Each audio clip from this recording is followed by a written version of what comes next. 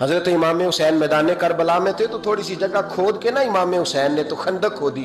خندق کھودنا عرب کا رواج تھا، مدینے میں بھی خندق کھودی گئی، اس کا نام ہی جنگ خندق.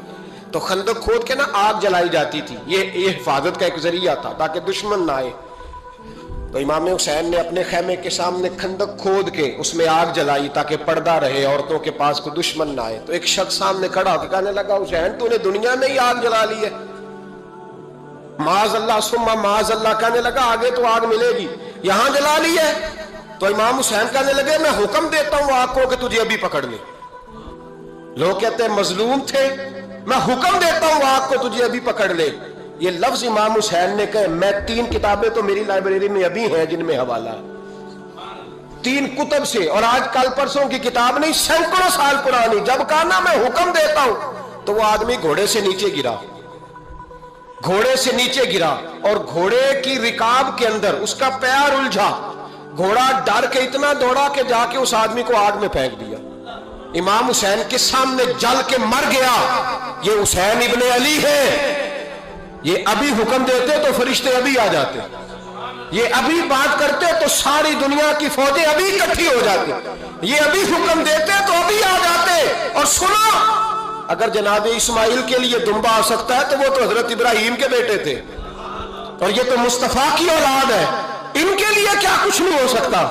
لیکن امام حسین نے پسند کیا تھا کربلا کے جہاد کو، اس کو پسند کیا تھا مولا علی نے، وہ اپنی پسند پہ تھے. کوئی آدمی اس طرح نہ بیان کرے کہ بڑے مظلوم تھے تو بڑی مشکل میں تھے تو بڑا روتے تھے بڑے، اور کوئی شخص ایسی بات. یہاں تو تماشا لگ گیا ہے، تماشا لگ گیا ہے. ایک وہ ہے جو آج کل کہہ رہے ہیں بس جی وہ تو 2 شہزادوں کی جنگ تھی، انہیں بھی شرم نہیں آتی، اور ایک ممبروں پہ چڑھے ہوئے ہیں، چہرے پہ داڑھی کوئی نہیں، سر پہ ٹوپی کوئی نہیں، بازاری سا انداز ہے، کبھی دوڑ کے ادھر جاتے ہیں، کبھی بھاگتے ہیں، کبھی کہتے ہیں اونچا بولنا، پیروں پہ کھڑا ہونا. یہ لوگ بیان کریں گے امام حسین کی بات، یہ لوگ بیان کریں گے. بیبیوں کے مصائب پڑھ رہا ہوں، وہ اور بیبیاں ہوتی ہیں جو ہائے ہائے کرتی ہیں، واہ ویلا کرتی ہیں. یہ میرے نبی کا خاندان ہے، یہ میرے نبی کا خاندان ہے، نبی کا خاندان. میں حوالہ دکھاؤں گا، مجھ سے سنو حوالہ. حضرت سیدہ زینب نے سارے جنازے دیکھے، بھتیجوں کو، بھانجوں کو، سب کو شہید ہوتے دیکھا. عورتیں ڈرتی میت کو ہاتھ نہیں لگاتی، چیختی ہیں بیبیاں. لیکن حضرت جناب زینب نے پتہ کیا دیکھا تھا؟ وہ سننا ذرا.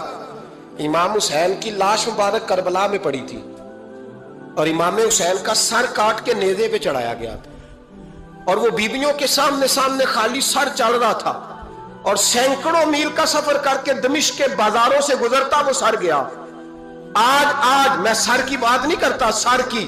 آپ مرد ہیں، جوان ہیں سارے، یہاں کسی کا کٹا ہوا ہاتھ پھینک دیا جائے نا، ہاتھ تو لوگ چیخے مار کے دوڑ جائیں گے، بلکہ ہاتھ تو دور رہا، کسی کی انگلی کاٹ کے یہاں پھینکی جائے تو لوگ چیخے مار کے مرد دوڑ جائیں گے. لیکن کٹا ہوا سر دیکھا، لاشیں دیکھے.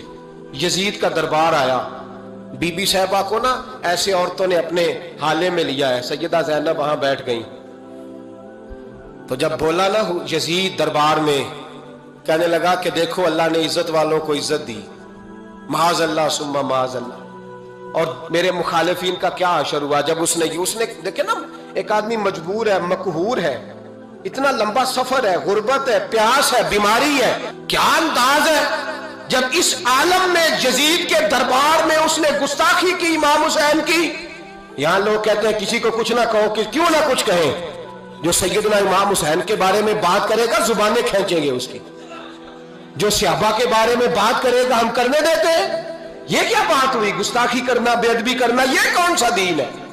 یہ تو تم بے دینی پھیلا رہے ہو.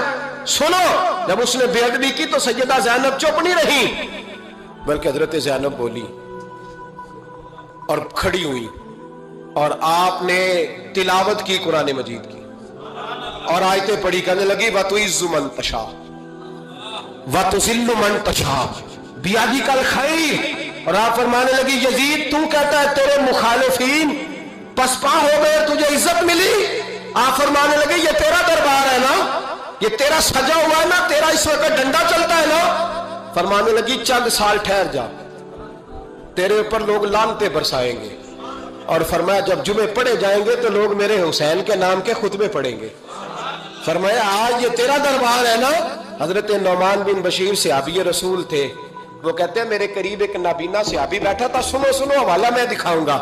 کہنے لگے میرے قریب اس وقت یزید کے دربار میں ایک نابینا صحابی بیٹھے تھے. جب بی بی زینب نے یہ بات کی نا تو وہ نابینا صحابی میرا ہاتھ پکڑ کے کہنے لگے نعمان علی آ گئے ہیں. یہ تو علی کی آواز ہے. علی آ گئے. جبریل امی بول رہے ہوں جیسے, حکمت کے گوہر رول رہے ہوں جیسے, دربار دمشق میں وہ زینب کا خطاب منبر پہ علی بول رہے ہوں جیسے. کہنے لگے علی آ گئے. علی, یہ تو علی کی آواز ہے. جناب نعمان بن بشیر کہنے لگے نہیں, علی جب بولتے تھے تو بڑا رنگ ہوتا تھا. ابھی تو زینب کھل کے بول ہی نہیں رہی. ابھی تو زینب ستائی ہوئی ہے. ابھی تو زینب زخم کھا کے آئی ہے. ابھی تو زینب پیاسی ہے. کاش زینب تر و تازہ ہوتی تو زینب خطبہ پڑھتی تو علی کی طرح گرجدار آواز نکلتی.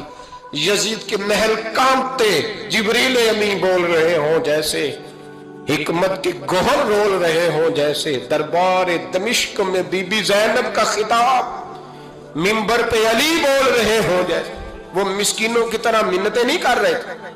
ہائے پانی ان کا مزاج ہی نہیں تھا, بلکہ وہ دلیر لوگ تھے, دلیر, اور بر موقع بر محل بولتے تھے. یزید آیا دربار میں. جب یہ سارا قافلہ وہاں پہنچا تو یزید دربار میں آیا,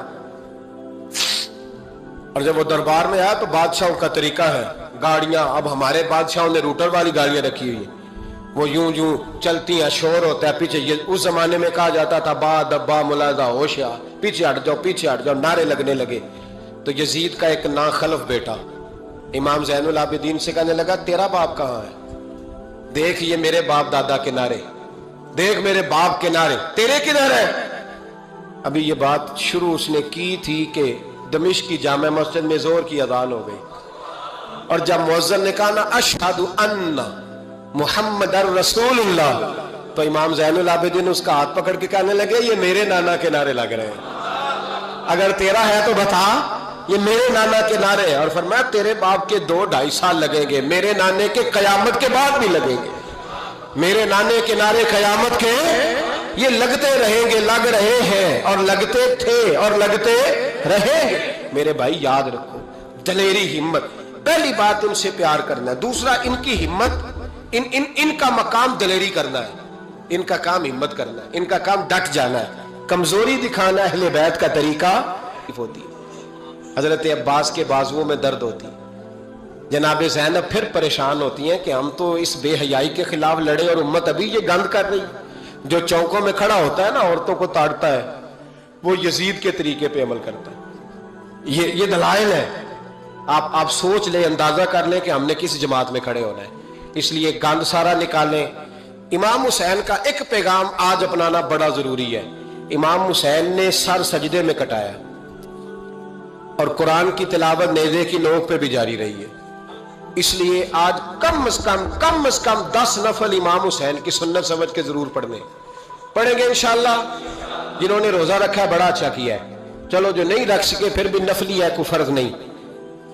کم از کم 3 دفعہ سورت یاسین کی تلاوت آج. ہم لعنت بھیجتے ہیں فرقہ واریت پر, امت کو تباہ کرتے ہیں وہ لوگ جو فرقہ واریت پیدا کرتے ہیں. لیکن آپ کو بتاؤں, جس جماعت سے آپ کا تعلق ہے نا, اس جماعت کی امت مسلمہ کو ضرورت ہے. قیامت بھی 10 محرم کو ہی آئے گی, جمعے کا دن ہوگا.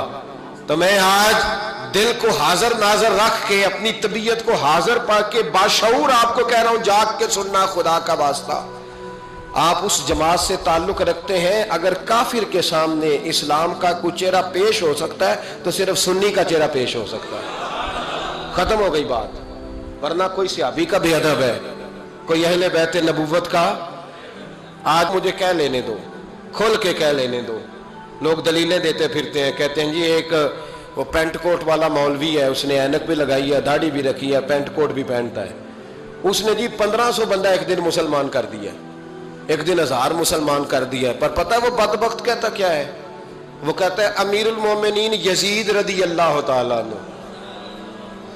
میں کیا کروں اس کے 1500 مسلمان کو یا 2000 اس کے کلمہ اور بول جی بڑی دلیلیں دیتا ہے، وہ دلیلیں سنبھال کے رکھے، وہ دلیلیں جو جی بڑے لوگ اس کے ساتھ ہوتے ہیں۔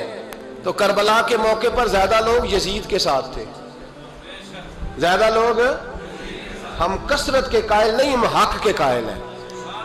ہم اب چھوڑ دو بات، دلائل کی طرف آؤ۔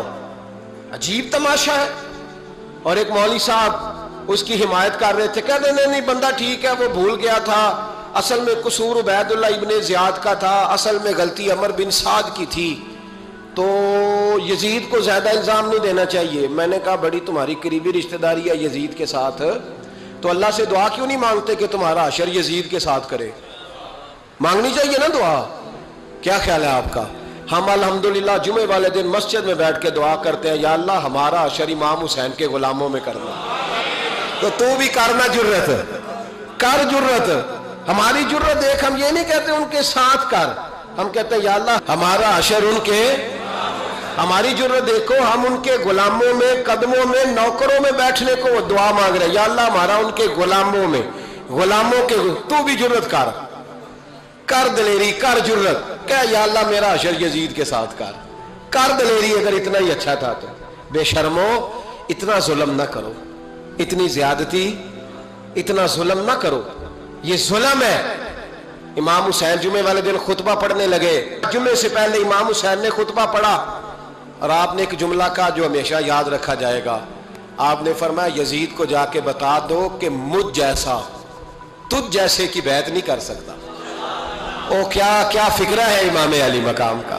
فرمانے لگے مجھ جیسا تجھ جیسے کی بیعت، اور آپ فرمانے لگے بتاؤ اس وقت پوری دنیا میں کوئی نبی کا نواسہ موجود ہے میرے سوا؟ حضرت آدم سے لے کر مصطفیٰ کریم تک اس وقت پوری دنیا میں کوئی نبی کا نواسہ ہے؟ اور فرمایا اگر میں ہی ہوں پوری کائنات میں، لوگ کہتے ہیں فلانا علامہ صاحب کی تبلیغ بڑی ہے، ہم سے بڑا کون ہوگا تبلیغ کی بات کرنے والا؟ لیکن ڈرو اللہ سے، ڈرو، گمراہ نہ کرو قوم کو۔ یہاں تباہی اتر گئی ہے، کوئی بڑی داڑھی رکھ کے معاذ اللہ تعالیٰ اہل بیت کے بارے میں بکواس کرتا ہے، اور کوئی بالکل داڑھی مڈا کے ننگا سر کر کے ممبروں پہ ناچتا ہے اور صحابہ کے بارے میں بکواس کرتا ہے۔ میرے مصطفیٰ کے پاس اگر ابو بکر آئے ہیں تو وہ بھی شان والے ہیں، اور اگر بی بی عائشہ صدیقہ ان کے بستر پہ رہی ہے تو وہ بھی شانوں والی ہے۔ مولا علی شیر خدا کے بارے میں جو بات کرے پکا بے ایمان ہے۔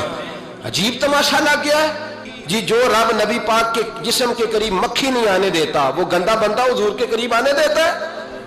عجیب تماشا ہے، امت کو تباہ کر رہے ہو، کافر کو موقع دے رہے ہو یہ کہنے کا کہ تمہارے نبی کے پاس بیٹھنے والے ٹھیک نہیں تھے۔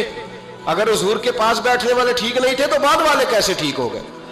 تو یہ باز آنا چاہیے ان بے شرموں کو، یہ امت میں تفرقہ ڈالتے، بے حیائی کرتے۔ سنو اور یاد رکھو، حضرت امام حسین نے خطبہ پڑھا نا جب جمعے والے دن، فرمایا مجھے پہچانو تو میں کون ہوں؟ تو عمر بن سعد بولا، پکے نمازی بولے۔ عمر بن سعد کہنے لگا حسین جلدی کر، ہمارا جمعہ لیٹ ہو رہا ہے۔ بلے ہو نمازیو، جلدی کر ہمارا، آئے ہائے کیا نماز ہے! یعنی نبی پاک کے نواسے کو شہید کریں گے اور شہادت کے بعد جمعہ پڑھیں گے اور نماز میں کہیں گے اللہم صلی علی محمد وعلی آل محمد۔ ان کو شہید کر کے قتل کر کے جمعے کا خطبہ دیا جا رہا ہے اور نماز پڑھی جا رہی ہے اللہم صلی علی محمد وعلی۔ تو میرا سنی بڑا بھولا ہے، کہتا ہے جی وہ زیادہ نمازیں پڑھتے ہیں۔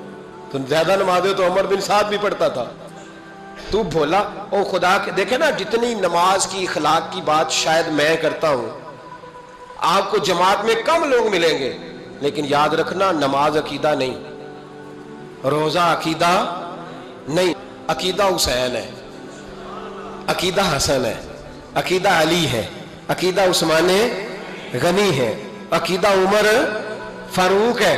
میں اس شخص کو کیا کروں؟ مجھے اس شخص کی کیا ضرورت ہے جو ممبر پہ بیٹھ کے کہتا ہے حسین ابن علی باغی تھے؟ وہ شخص، اس کی نماز روزہ حج زکات دیکھا جائے گا؟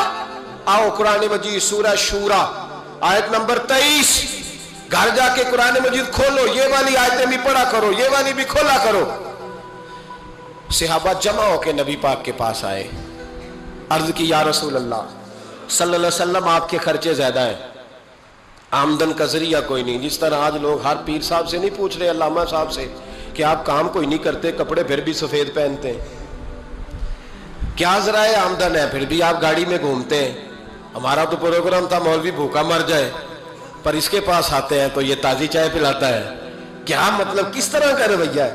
صحابہ کے بار وہ یہ نہیں سوچتے تھے آتے کہاں، وہ کہتے تھے آگے بڑھ کے حصہ ڈالیں. وہ سارے آگے بڑھے، کہا یا رسول اللہ صلی اللہ علیہ وسلم اخراجات زیادہ ہیں، ذرائع آمدن بظاہر کوئی نہیں، نذرانوں پہ اعتراض نہ کیا کرو. نذرانہ دینا نبی پاک کی سنت ہے، نذرانہ قبول کر لینا نبی پاک کی، بولو، حضور کی سنت ہے. تو صحابہ جمع ہو کے آئے، ایک جگہ پہ میٹنگ کی، کہا تھوڑے سے پیسے ہر مہینے پیش کریں گے. تو حضور سے بات کون کرے گا پیسوں کی؟ کہا ہم نے نہیں کرنی، نبی پاک کے چچا جناب عباس کریں گے.